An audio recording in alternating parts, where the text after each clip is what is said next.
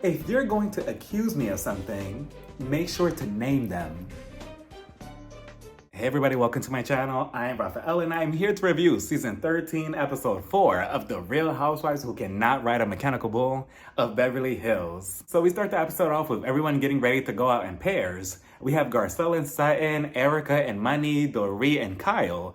Dorit, she decides to call PK. Ugh. And she's like, oh my god, my bubba, what happened last night at the Magic Mike show was unforgettable. It was phenomenal, my bubba-lish. You would not believe it. But Sutton did freak out and she ran out for some reason. But what happened between you and Mauricio? Did you two go out together? PK's like, me and Mauricio went out to dinner together and it was a splendid time. It was a jolly old time. But I will say that him and Kyle are still on two separate pages when it comes to their marriage. Then we see Kyle's version of this story because she calls up Mauricio instead of answering and saying, hey, I miss you too, let's work on our marriage. She questions him and she's like, so, what happened between you and PK? Mauricio, he's giving this awkward conversation. The whole thing is just awkward, and then right at the end, he's about to hang up and he's like, I love, click. Kyle didn't even give him a chance to say that he loves her. She was just like, ooh, oops. Then we see Erica and Crystal going out to get lunch. And you know Crystal is paying. Erica, she looks nice in her pink outfit, so they sit down, they start talking about Sutton and her behavior the night before. Erica, she's like, you know what, I'm not gonna be bothered by Sutton and her behavior. She wants to act like that, it is what it is. Right now, I'm trying to rebuild my life from everything that's happened this past year. I have nothing. So Crystal, she's like, so, you say you have nothing. Do you miss your old lifestyle? No, I don't actually. Lies, Erica, because I missed your old lifestyle for you and you're the one living it. Like, could you imagine having all this money? Well, before we found out that what Tom was doing was illegal, right? You have all this money, this grand lifestyle, you could buy whatever you want. You go from that to now,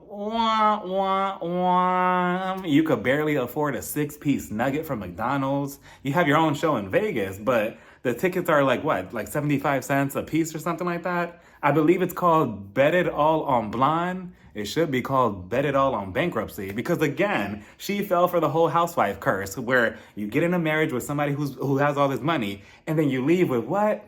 With Ashley Darby's bank account with nothing but a headache. Like, you know, but she does tell Crystal, well, I mean, I do miss the financial aspect of our relationship, but I do not miss the arguments between me and Tom. And Bravo love to play that flashbacks of Tom telling Erica, be quiet, I'm talking. They love playing that. So then Crystal, oh wait, we get nothing out of Crystal. There's no scenes with her. I mean, she's in the scene, but not really. This is kind of like a monologue from Erica. I'm like, Crystal, you want to offer anything? Like, do you have any storyline to give? Crystal, she's like, no, I don't. You could go to the next scene. So we do. We go to the next scene with Garcel and Sutton. They're on a gondola ride. I always wanted to do that. And they get on the boat, and the guy, you know, he's rowing them. Garcel, she's like, you know what, Sutton? I want to talk about what happened between me and Dorit earlier this morning. You know, I just feel like...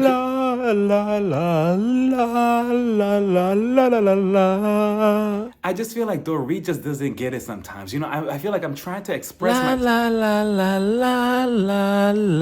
they're trying to have this conversation, the guy who's rowing the gondola, he's just singing and singing over them. And Garcel, she just gives up. If I was Garcel, I would have been like, oops, oh, he fell in the water. Give me that damn row. Okay, so let me row us together. So anyway, like I was saying, yeah, about Dorit. I'll do this shit myself. But then we head over to Dorit and Kyle. They also go out to eat. Did anybody notice how Dorit, she ordered, I believe, a sandwich, but she picked it up with a fork and then she was picking at it. I thought that was interesting.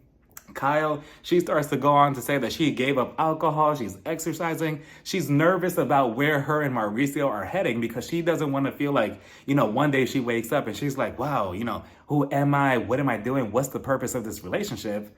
And I mean, Alison Dubois, I mean, she did say once upon a time, not too long ago, you know, the second that the kids get older, you and your husband are going to have nothing in common. And now look, And now that's causing Kyle to have some type of resentment. And I feel like she's doing everything just to distract herself from not hating him, basically. And I kind of do agree with what Sutton said, that Kyle is kind of having like a midlife crisis, because I think that she honestly truly believed that she was gonna stay with Mauricio to the very end.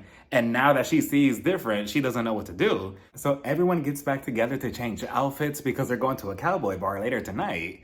And Erica, that denim look that you had on, I like that. You may say that you have no money, but you know how to put an outfit together.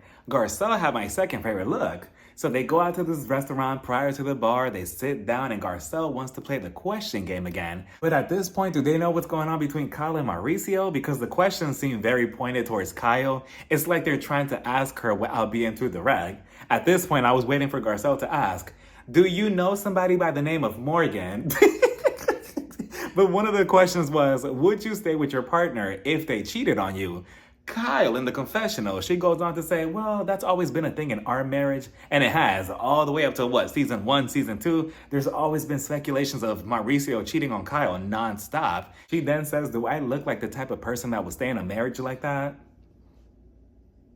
Yes, you do, Kyle. She seems like the type that will tell Mauricio, look, you could do whatever you want behind my back as long as I don't find out or the media finds out and you don't bring them to our house, I'm completely okay. Just don't have me looking foolish, because she cares about her image, right? But according to her, no, she wouldn't. Garcel lets us know that not only did her ex-husband cheat on her, but he was cheating on her for 5 years with a mistress in Chicago. That is crazy. For 5 years? And Bravo producers, if you're listening, if I was you, I would go contact this said mistress in Chicago and bring her onto the show for next season. So then Garcel, she was petty. Garcel emailed everybody that they both knew, hey, I hope this email finds you well. Just letting you know that my husband has been cheating on me for the last 5 years. And that's how everyone found out.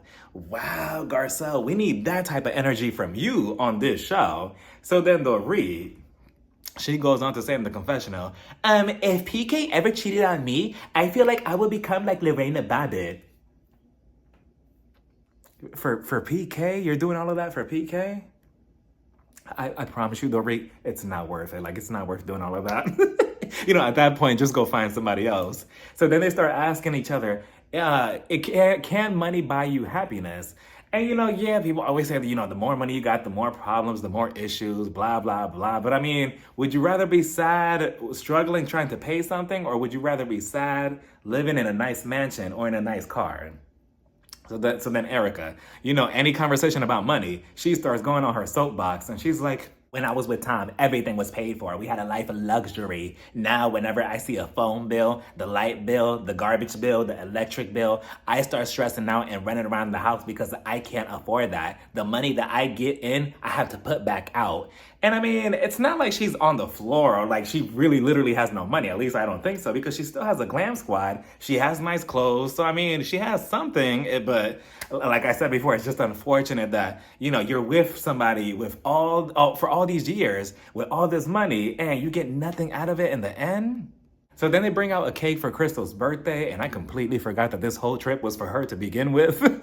I'm like, Crystal, do something. The camera is finally on you. Give us something. Anything. Nothing? Okay, moving on. They get to the cowboy bar, they see a mechanical bull. Kyle, since she's not drinking alcohol anymore, she doesn't have an excuse to do her sorry splits, so the best next thing to do is the bull. She gets on it to ride, and she was on it for a good minute. It was pretty impressive. If it was me, I would have been riding the bull like Sierra in that one music video. He loved the way I ride it. He loved the way I ride the beat. And speaking of Sutton, it's her turn to go, and she's telling the guy who's helping her on the bull, can you please be gentle? Not too fast, please. It has to be slow. Be careful, okay? Please have the paramedics on standby just in case. So she gets on the bull, and she's sitting on the bull like a stiff piece of cardboard, like, and then it goes. And then after like, what, 7-8 seconds, she's like, okay, enough. That's that. She gets off. At least she attempted it, right? I give her that. And then Erica in the confessional, she had me dying again because she was like, If this is any indication of how she rides dick, then I see why she doesn't get a second date. I mean, we were all thinking it, but Erica said it, and that was that. I'm looking at Crystal like, yes, do you want to get on the bull? Like, give us something again? Here's another chance. No? All right, it would have been nice to see Garcel get on the bull, but that was that. That basically concludes this whole Vegas trip, or Crystal's birthday, or whatever you want to call it. So they get back to the hotel, they pack up their stuff. As they're leaving, they're in the lobby, right? Waiting for the elevator. All of a sudden, the doors open up to the elevator. Surprise, surprise, the dancers from the Magic Mike show. Oh, please, I'm not buying that. Bravo probably told them, okay, we're gonna hold the elevator for like a good hour. We're gonna set up the cameras and then come out and pretend like you ran into them. And that's exactly what happened. So they came out, Erica, she runs to them and she's like, oh my God, the dancers, I'm so glad to see you. Sutton, she's the one throwing a tantrum last night. She found everything inappropriate. Sutton is like, don't put words in my mouth. I never said that. I simply just feel that it was inappropriate that their face was in between your legs. That's it. Yeah, Sutton. You could put up all the excuses you want. At the end of the day, we all know you were bitter simply because you weren't chosen to get on stage. That's it. Just admit it. But she wants to make every other excuse about it. So eventually they go on to the sprinter van, right? Erica, she's like, well, I mean, you are bothered by this whole situation. I wasn't putting words in your mouth. It is what it is. You walked out, you were upset. Sutton is just like, yeah, I needed a moment. That's that. Dorit, she wants to jump in it and she's like, my baby, do you think that it would have been okay if we all would have went after you to check on you? Kyle, she jumps in it and she's like, you were acting unhinged. And honestly, I don't even blame Sutton completely because it was really Kyle's fault that this whole thing even escalated the way it did. Because Sutton, yeah, she walked out, she was throwing a tantrum, blah, blah, blah. But she never once said, everybody, I want everybody to go home. I want all of us to leave. She never said that. She simply just needed a moment to get herself together in the bathroom. She was crying. Let her have her moment. If she wants to act like that, okay, let her be. Eventually, she might come back, right? It was Kyle who texted everybody in the group chat, oh, we need to go because Sutton is upset, when Sutton never said that. Dorit, she moves over next to Sutton across from Garcel. She starts telling Garcel, of all people, my baby Garcel, I just wish that you would have went after Sutton to try to calm her down. Is that not exactly what she did last week? And first of all, who is Garcel to go after anybody on this show to try to calm them down? And I'm glad that Garcel was just like, first of all, I'm not her mom. I'm not supposed to calm her down, because then Dorit was like, you could have de-escalated this whole situation. Now she's blaming Sutton's tantrum on Garcel. She's like, you should have de-escalated it because Sutton was at a 10. Maybe you could have brought it down to a 2. So Garcel is simply just responding to her like, look, I'm nobody's mom. I'm not doing that. And now all of a sudden, Dorit, she throws it out there. Okay, but why are you screaming at me? Oh, so we're playing that game, Dorit.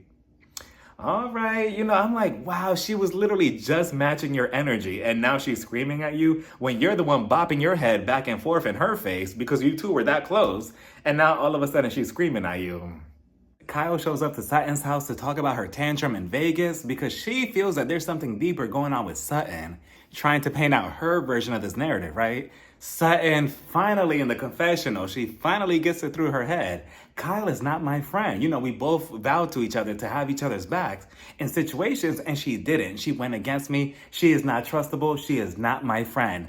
Finally, Sutton, finally, you see Kyle for who she is.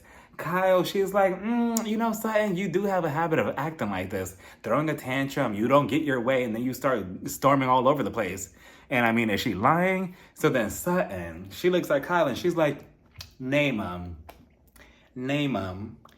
Name 'em. Name 'em. Name 'em. You get a name 'em. You get a name 'em. You get a name 'em.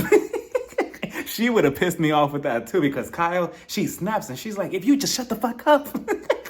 I could tell you a couple of things, but stop doing that. Sutton is just looking at her like, pardon me?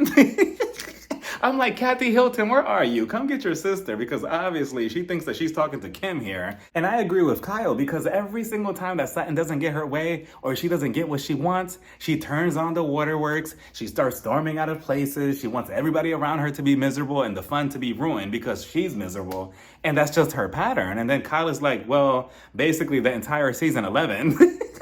because she started naming the examples from the leather pants situation, the Lake Tahoe with her little roller, at Lisa Rinna's house. So it's just like, Sutton, you do have a pattern of doing this. Sutton, she's just looking at her like, well, name more.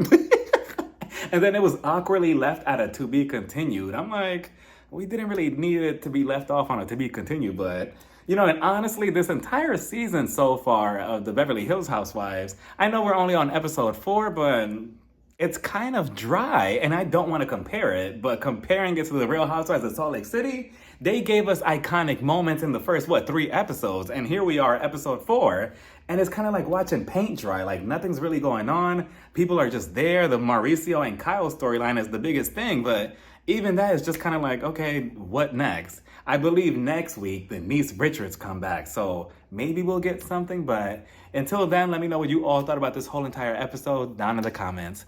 Bye, everybody. Mwah.